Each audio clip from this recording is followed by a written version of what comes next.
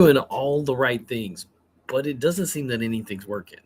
It doesn't matter what you do. It doesn't matter how much sleep you get. It doesn't matter what medications you're on. It doesn't matter how many times you talk to a therapist or you do good mental work. It doesn't seem like your mood is changing at all. Maybe, just maybe, as most people seem to be finding, it has more to do with your gut and your brain than it simply has to do with your brain alone. Guys, I'm Coach Ken.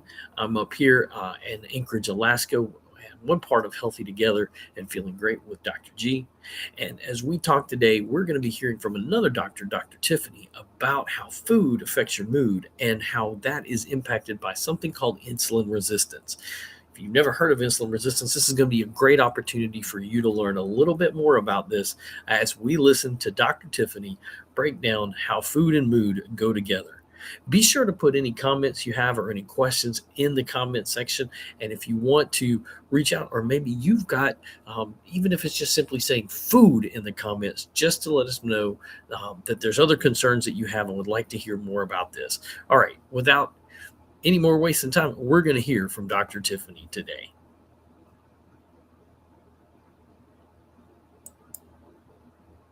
Oh, hold on.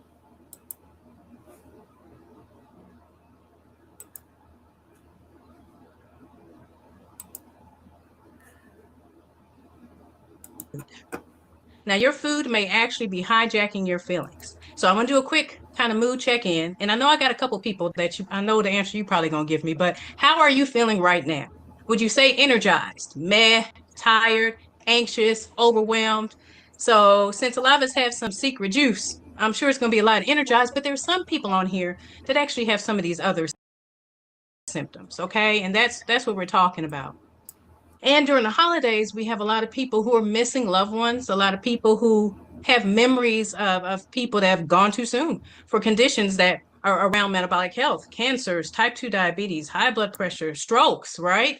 And so many people are actually struggling now. And yeah, it brings some joy, but sometimes it brings some stress. You get the wrong food placed in front of you at your office. I mean, I was a doctor. They'd always bring us that whole tower of chocolate. And I was a doctor. I'm still a doctor, right? That whole tower of chocolate and cookies and cakes. And that's the stuff that was constantly thrown in my face, right? And so what if you have nostalgic eating problems? What if you're somebody who eats something because it reminds you of a good family time? You can see how that gets you in an awful cycle that not only affects your mental health, but also your physical health. So understanding this science is huge because that way you can take back control. I'm about empowering people. So as Trent was talking, I'm sure this kind of looks a little left field, right? Because insulin resistance, why do we care about our mood? But there's actually a huge link with that. With the Stanford medical study, it found that insulin resistance doubles the risk of major depressive order. That's insulin resistance, people. And then this study was 240,000 people. It was a meta-analysis, but it showed that elevated insulin is a marker for acute depression. Okay. And then on top of that, you have the insulin signaling that overlaps with mood regulation and neurogenesis pathways. That's with building new neural pathways. Okay, so insulin resistance isn't just about your waistline, just about being snatched. It's silently reshaping your brain chemistry, reward signaling, and emotional resilience. And so I'm going to talk about these neurotransmitters. Dopamine. So this is our reward chemical.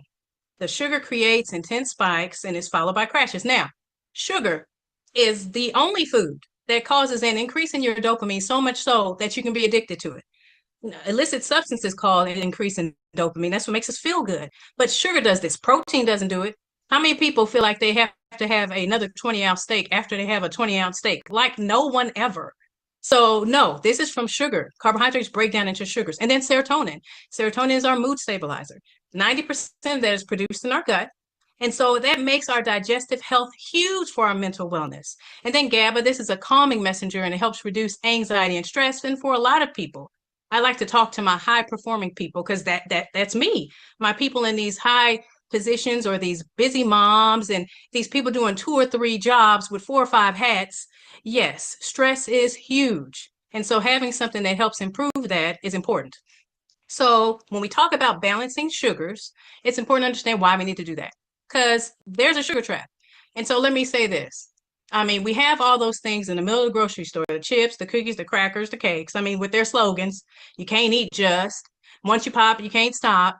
I literally had a patient that I diagnosed with type 2 diabetes. And the first thing she told me was, good luck if you think I'm going to stop eating my chips, my cookies, my crackers, my cakes. That's not going to happen. I'm not doing that. And at the time, I was thinking, good luck for me. I'm really trying to stop you from having a stroke or a heart attack here. But when I stopped and actually listened to what she was saying was, I'm addicted to this stuff. This is going to be hard for me to stop doing. And the reality is, so many people feel like they're addicted to this. And I think that's one thing we miss, and we overlook it and say, oh, poor discipline, poor willpower. No, some people actually feel addicted. And if that is somebody, if you're somebody on this call and you can relate to that, type in sugar, type in me, because so many people do struggle. And I think we overlook it and discount it. So we're going to talk about it. And so I'm going to give this example. When you go to a restaurant, the first thing they put on your table is a basket of breadsticks, a basket of chips, right? Why you guys think they're giving you free food? I mean, really, why are they giving you free food? Clearly, there's a benefit they get from giving you free food.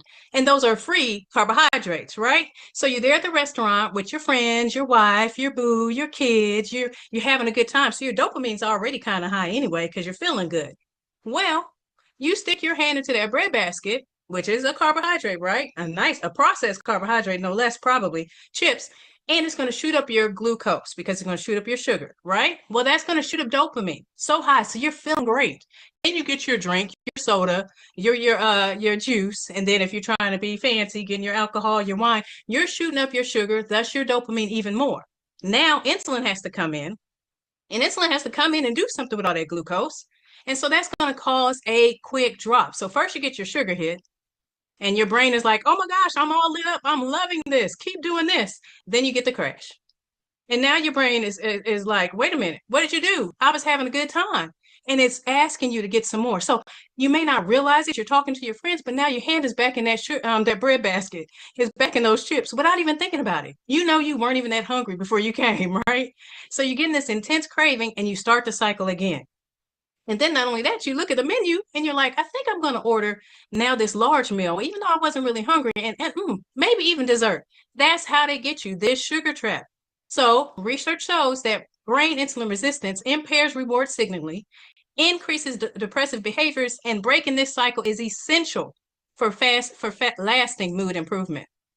And so a quick way to kind of overcome this, which I like to do with my people. I consider myself a health consultant and trying to give people tips and tools to make life easier, is changing the order. Okay. So eating this first and making that change, as opposed to sticking your hand in that bread basket or chips. If you're doing fiber or vegetables first, you're going to have a much different outcome. Most of us, when we do those bread baskets and chips, by the end of the night, we feel like the Goodyear blimp. We feel all poofy because we had all those carbohydrates in there and didn't really even mean to eat them because our brain was leading the charge on that. But if you do a salad first, or you do side veggies first, now most people don't want to do that because you're going to look like a weirdo with all your friends and your family. And so that's why the whole fiber blend that we like to use comes into play. It's very helpful. But getting that fiber first, that dampens that glucose response. So then it's going to dampen that dopamine response. So you don't get that crazy hit. Then doing your protein and healthy fats, because that stabilizes the blood sugar. One, because protein doesn't break down into much glucose, not much, some. And then your healthy fats, barely any. So you're not going to get that crazy spike in crash business. And so doing that order, doing your carbohydrates last, one, you're probably going to eat less of them because you did all that first. It's going to end up blunting that dopamine response by 70%. And so when we talk about the gut, why does that matter? We're calling the gut the second brain now. So our microbiome has trains of bacteria in it. And what happens is those trains of bacteria produce like 90% of your serotonin. That's huge. So serotonin is our mood chemical, like I was showing you earlier. That plays a huge role in depression and anxiety. In fact, we take medications to keep the levels of serotonin in your bloodstream higher. But how about you just eat to where you can produce more, or you feed your bacteria to where it works more appropriately, okay? And so the bacteria in our gut actually communicates with our brain in the gut-brain axis, which is huge. That's why this is important. Now, the microbiome trains the bacteria. When you eat the wrong things, you eat processed foods, you don't sleep well, you don't manage your stress well, you can actually start having wrong things in your gut microbiome, like yeast or bad bacteria. And over time, what that does is it starts to mess up the lining of your gut. Now you start to have permeability or leaky gut. And so that allows things to slip. You get inflammatory compounds, of course, slipping out, and it can trigger anxiety, depression, trigger IBS. It can trigger abdominal pain. It can trigger that whole anxiety gut, people like to say. So your mental wellness is hugely affected by your gut. So a healthy gut definitely stabilizes the moods, and you get better stress response and improved cognitive function. So I talk about these lifestyle levers that transform your mood and thus your mental health, right? So strategic fasting, which Trent touched on this too, is you want to do this because it improves insulin sensitivity. And we have a Nobel laureate who really got the looked into this science and found out about autophagy, to where if you fast past 16, 17 hours, your cells start to heal themselves. So you have brain cleanup time. You have full cell cleanup time, but we're talking about mood and the brain right now, right? So that's huge. And then movement. The reason why this is important, because when you actually increase the amount of muscles you have, your muscle cells have more insulin receptors. So that way insulin can bind to those receptors and get out the bloodstream to stop causing havoc, to stop causing the high blood pressure, stop causing the problem with the triglycerides, to stop causing eventually the problem with the type 2 diabetes. And also the exercise helps with boosting endorphins. So helping us feel good. That's why so many people, I know I got gym rats on this call, so many people are at the gym and they love it. So much so they kind of get addicted to going to the gym for the same reason, for feeling good with that. Okay. And then gut friendly foods, fermented foods, fiber, polyphenols, they feed those beneficial bacteria that we need working appropriately, because when our gut is working well, it pulls out the toxins, it pulls out the pathogens that aren't supposed to be there, and it makes sure we get the nutrients we need. And then insulin focused meals. So that kind of goes back to the order some, but what you're looking at is you're trying to decrease the amount of carbohydrates. So you're looking for foods that don't cause you to have a high glycemic spike. And you can really look this up on the University of Sydney's website, glycemic index, and actually see that. And so that way you can choose which foods have lower glycemic spikes, so that way you don't kick up insulin. Now, of course, there are natural mood boosters that actually work. There's actual natural mood boosters that you don't have to eat or drink, really. You exercise, you manage your sleep, you manage your stress, you hang around with positive people. I mean, those are things right there. You have peer support, which is another great thing about what we do. But mate, this contains the theobromine. That's that fun feeling part of chocolate. When you eat it and you feel like, oh, this is the best thing ever, that's the theobromine, okay? You have the chlorogenic acid that has the sustained energy and mood elevation without the crash. Polyphenols, which are it's vegetables, they're vibrant color, but powerful plant compounds, but it reduces inflammation. So it supports healthy neurotransmitter production. We want healthy production of dopamine, so we aren't relying on sugar to feel good, right? So we want to produce that healthily. We want to produce healthy serotonin. We want to produce healthy GABA. We do. Now, natural caffeine is also part of the mate, which boosts energy and mental alertness. Who doesn't need that? I need that all the time. And the fiber part of this. So we talked about gut health a lot. This slows the glucose absorption by up to 40%. This particular one we like to use, and it protects against mood disrupting blood sugar spikes. That whole a spike and then crash and spike and then crash, that whole hangry. I used to be one of those people that if it'd been too long since I ate, you didn't want to mess with me. I was going to be nasty. I was going to be mean.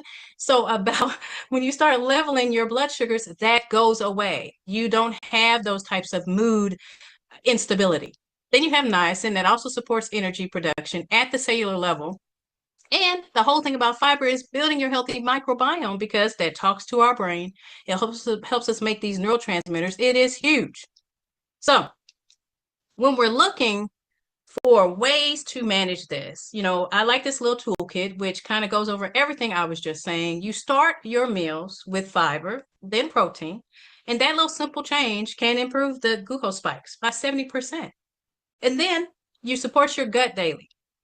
That's with fermented foods. That can be kefir, that can be kimchi, Soluble fiber even ferments in your gut. That's another great thing about the fiber we like. It has insoluble and soluble fiber. So we get both best of both worlds with that. And then the polyphenol rich options, time restricted eating windows. And I like to meet people where they are with this.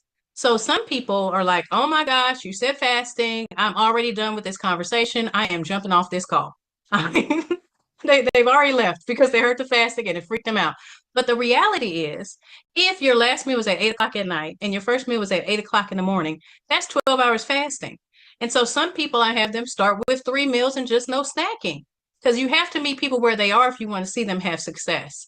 And then try and increase to that 16 to 17 hours of fasting so you can tap into autophagy when you get that cellular repair. Okay. And then moving your body consistently. Every 20 minutes of walking after meals dramatically improves your glucose metabolism. But you know what helps your brain health? It's not just getting up and doing the same activity every day, because our brain is constantly learning and wants to make new neural connections. Sometimes it's doing something challenging, doing something different. So I like to meet people where they are. If you are not working out at all, then the first thing is just get up and walk around the house. And if you are doing something consistently, then change it up, challenge yourself. That makes our brain want to grow and improve. And then choose functional support, like the tools we like to use. That's the Unimate, the balance, and it amplifies all these efforts naturally. So small and create profound shifts. Your mood isn't at the mercy of circumstance. It's shaped by the daily rituals you choose. And so bottom line, your body is brilliant. You just need the right tools to take back control of your health and mental health now. So using